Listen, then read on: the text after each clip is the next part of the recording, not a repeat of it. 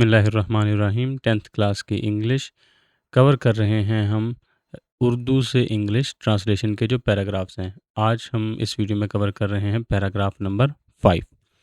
तो क्या है जी हमारे पास सेंटेंस, मैं 10वीं जमात में पढ़ता हूँ। तो ये हमें बता रहा है कि ये प्रेजेंट इंडेफिनिट टेंस है। पढ़ता हूँ ये हमें बता रहा है कि प्रेजेंट इंडेफिनिट टेंस है। सबसे पहले हम देखते होते हैं कि हमारा वर्ब कौन सा है। तो वर्ब है जी हमारा पढ़ना। ठीक है, पढ़ता हूँ ये हो गया हमारा वर्ब। अब वर्ब ही हमें बता देगा कि हमारा सब्जेक्ट कौन सा, कौन पढ़ता है, मैं। तो ये हो जाएगा हमारा सब्जेक्ट। अब किस में पढ़ता है, कहाँ पढ़ता है, क्या पढ़ता है, वो ये है 10वीं जमात में। ठीक है, 10वीं जमात में पढ़ता हूँ। तो ये हो जाएगा हमारा ऑब्जेक्ट। ऑब्जेक्ट कह लें या इजाफी मालूमात कह लें, वरना असल में तो होता अगर यहाँ होता ना किताब पढ़ता हूँ तो वो होता हमारा ऑब्जेक्ट। ये एक एक्स्ट्रा इन्फॉर्मेशन ही है। तो क्योंकि जो है जिस पर अमल वाक़ हो रहा है वो तो ये नहीं है, बस ये उसके बारे में और थोड़ी सी मालूमात है। ठीक है, ये थोड़ा सा मैंने कॉन्सेप्चुअल बात क्लियर कर दी। अब हम इसकी ट्रांसलेशन करते हैं। सबसे पहले तो हमारा आ जाएगा सब्जेक्ट आई। सॉरी, यहाँ इसको हम करें सिलेक्ट आई। अच्छा, अगला है जी हमारा होता है, क्योंकि प्रेजेंट इंडेफिनिट टेंस है तो इसमें कोई हेल्पिंग वर्ब यूज़ नहीं होता। इसमें वर्ब ही जो हो बेस वर्ब है वो ही हमें बता देता है कि ये प्रेजेंट इंडेफिनिट टेंस है। पढ़ता हूँ, तो पढ़ता हूँ की इंग्लिश है study. I study in the, कौन सा है, 10वीं जमात में, in the 10th grade, TNTHGRAD, I study in the 10th grade. तो ये हमारा हो गया, मैं 10वीं जमात में पढ़ता हूँ, I study in the 10th grade. जिस स्कूल में मैं पढ़ता हूँ वो शहर का एक मशहूर स्कूल है।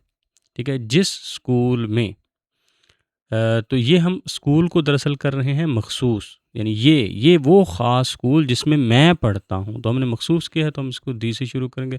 द स्कूल, वो मखसूस स्कूल जिसमें मैं पढ़ता हूँ, जिसमें, इन विच। ठीक है, वो स्कूल जिसमें, हाँ आगे क्या है, मैं पढ़ता हूँ। ये देखिए, इतने को सिर्फ देख लें, ये हमारे पास फिर है प्रेजेंट इंडेफिनिट टेंस। मैं पढ़ता हूँ, तो ये है ताहूँ हो रहा है ना, समझो। यहाँ इतने को सिर्फ आपने एक दफ़ा समझना है। हमारा वर्ब क्या हो गया, पढ़ता हूँ, और कौन पढ़ता है, मैं। तो ये हो जाएगा जी सब्जेक्ट और ये हो जाएगा वर्ब। तो सबसे पहले हम सब्जेक्ट लिख देते हैं आई, और आई के साथ पढ़ता हूँ स्टडी, STUDY। क्योंकि आई के साथ बेशक ये सिंगुलर भी है, लेकिन आई को इंग्लिश में हम इस टेंस में प्लूरल कंसिडर करते हैं और इसके साथ SES का इजाफा नहीं होता। The school in which I study, वो शहर का एक मशहूर स्कूल है।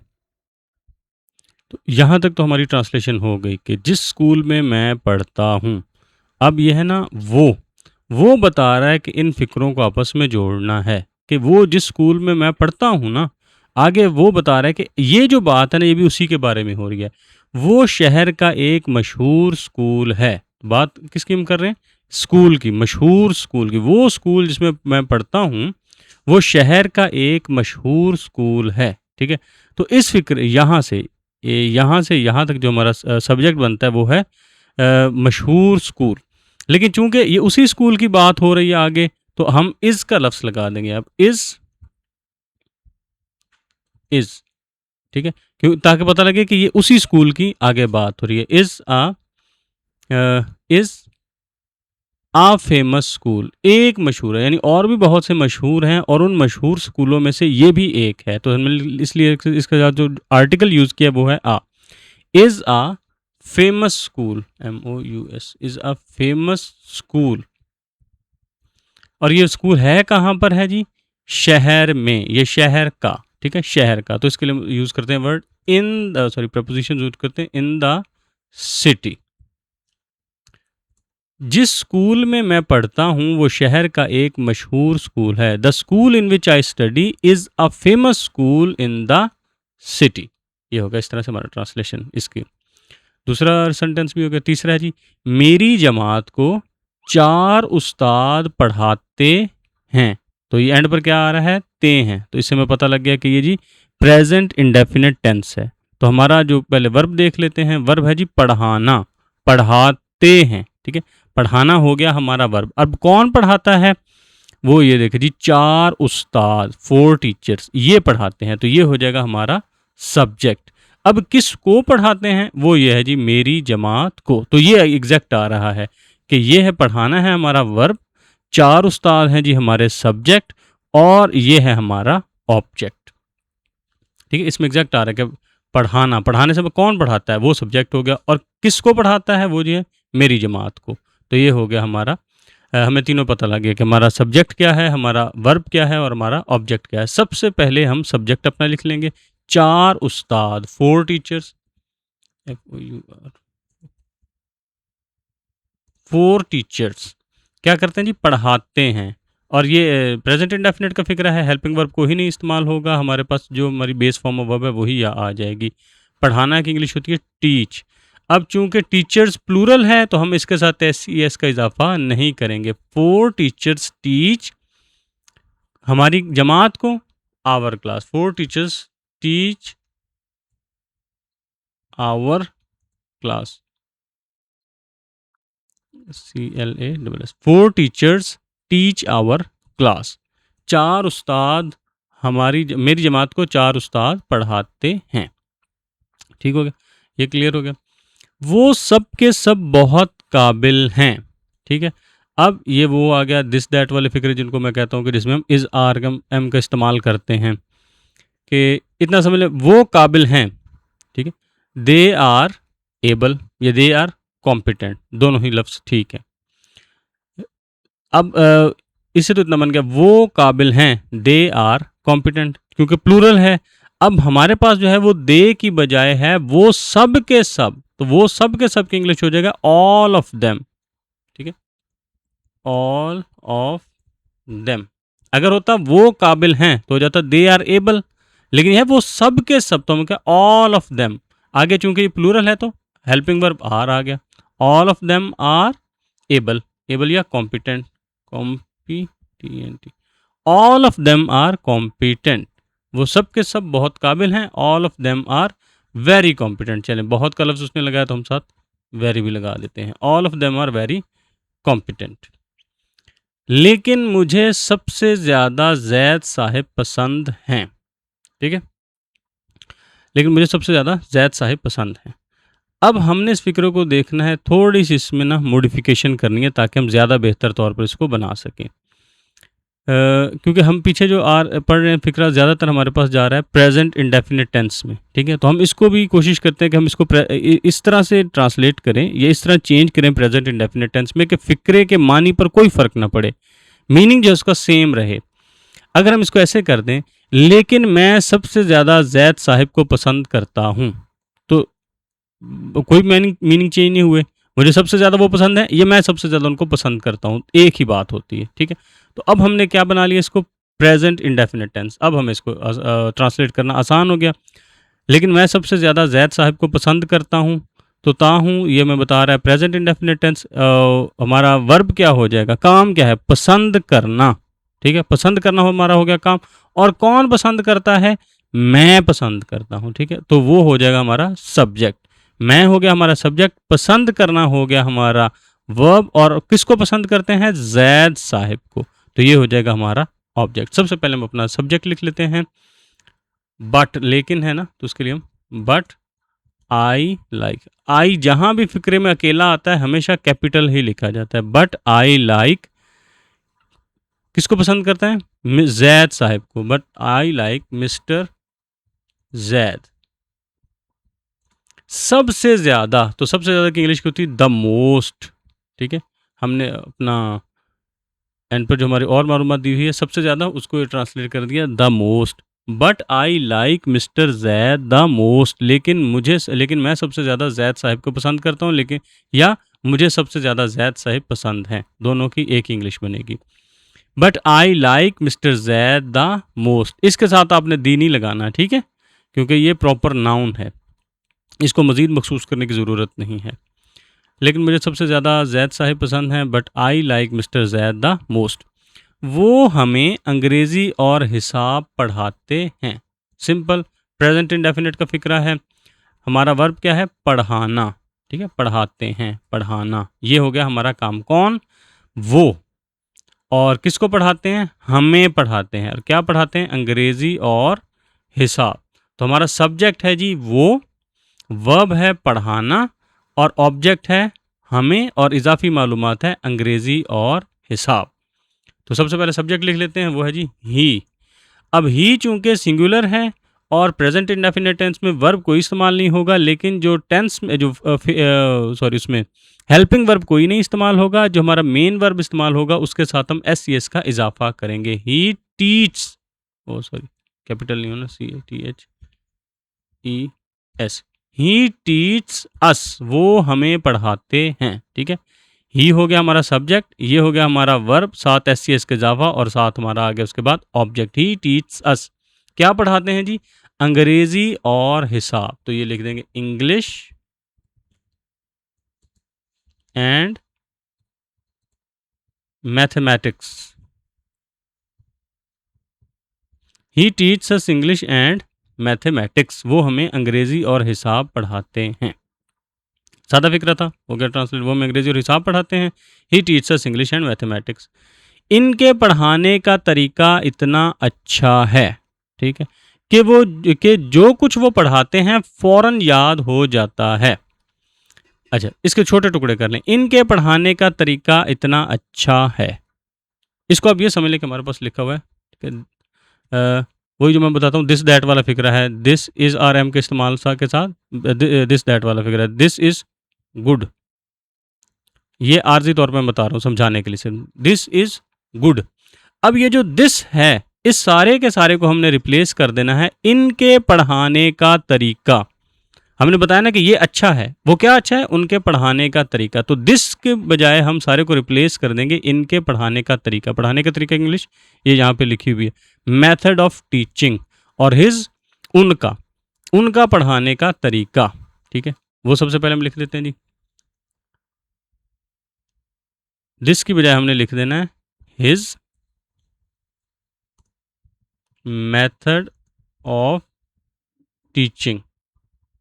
His method of teaching is, आगे क्या? इतना अच्छा है। ठीक है, अगर तो होता अच्छा है तो हम सिंपल लिख देते इज गुड, लेकिन वहां इतना अच्छा है तो हम लिख देते is so good. His method of teaching is so good के, आगे यहां पे लिख देंगे पढ़ाने का तरीका इतना अच्छा है कि इज सो गुड, सॉरी यहां पर नहीं होना था, इज सो गुड दैट के, वो जो कुछ पढ़ाते हैं फौरन याद हो जाता है। ठीक है, अब ता है तो हमें बता रहा है कि प्रेजेंट इंडेफिनिट टेंस है, वर्ब हमारा क्या है? याद होना। तो अब ये देख लें कि अगर तो होता ना याद करना, याद करता है, तो फिर तो हो जाता वो एक्टिव वॉइस का फिक्रा, लेकिन यह है कि याद हो जाता है, तो ये पैसिव वॉइस का फिक्रा है। इसमें जो हमारा सब्जेक्ट है वो एक्टिवली काम नहीं कर रहा, उसको खुद से याद हो रहा है। तो याद हो जाता है, ये हमें बता रहा है कि ये पैसिव वॉइस का फिक्रा है। पैसिव वॉइस के फिक्रे में क्या होता है कि जो हमारा ऑब्जेक्ट होता है उसी को हम बतौर सब्जेक्ट फिक्रे के स्टार्ट में ले आते हैं, तो फौरन याद हो जाता है। अब क्या याद हो जाता है? ठीक है, वरना तो हमने देखना था कि याद कौन करता है। अगर तो होता यहाँ पर एक्टिव वॉइस का फिक्रा तो फिर हम अपना सब्जेक्ट तलाश करते उस लिहाज से, तो हमने देखना था कि कौन पढ़ाता है।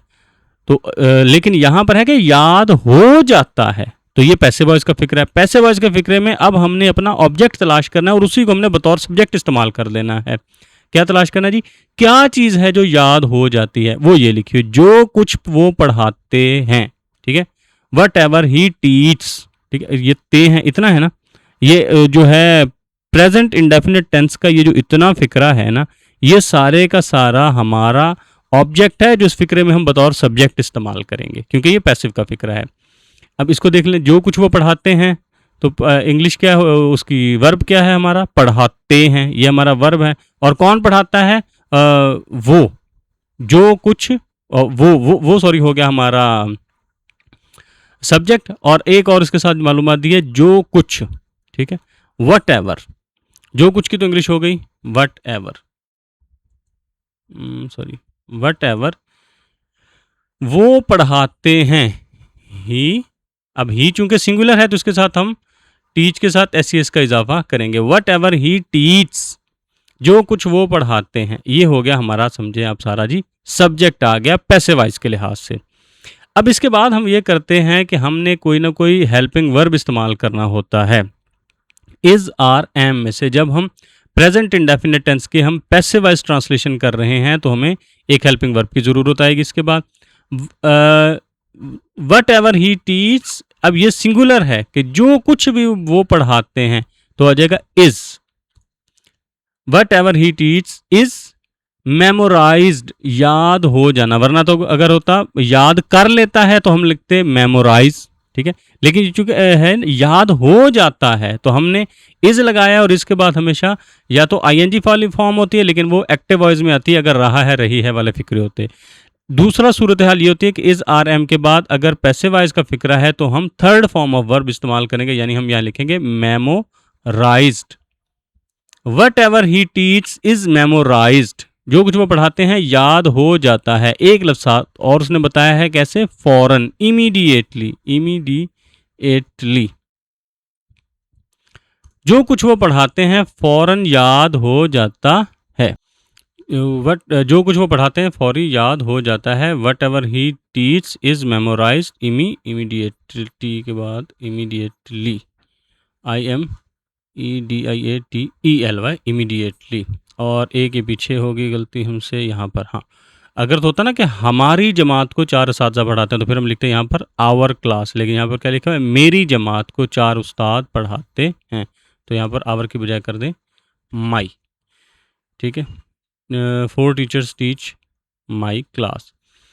What ever he teach is memorised immediately, immediately. अब आगे हम लास्ट सेंटेंस हमारा रह गया, इसलिए, इसीलिए इनकी जमात का नतीजा 100% होता है, ठीक है। अब इसीलिए की इंग्लिश होती है that is why, that is why, ये लिख लिया।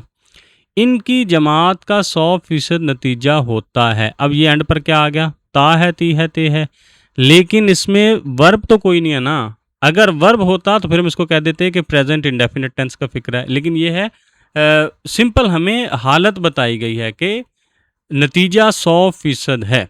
किसका नतीजा जो 100% है, इनकी जमात का। तो अगर हम सिर्फ इतना देखें, नतीजा 100% है, होता को भी छोड़ दें तो भी वही मीनिंग, नतीजा 100% है, ये नतीजा 100% होता है। रिजल्ट इज 100%, यानी 100% होता है, ठीक है। 100% जब हम कहते हैं कि नतीजा 100% होता है, result is 100%।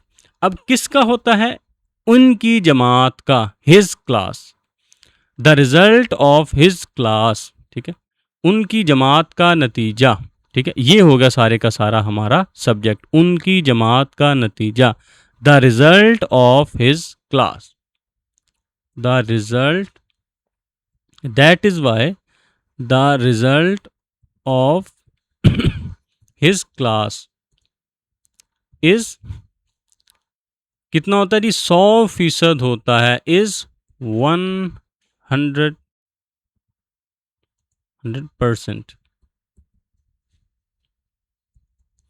That is why the result of his class is 100%, इसीलिए इनकी जमात का नतीजा 100% होता है।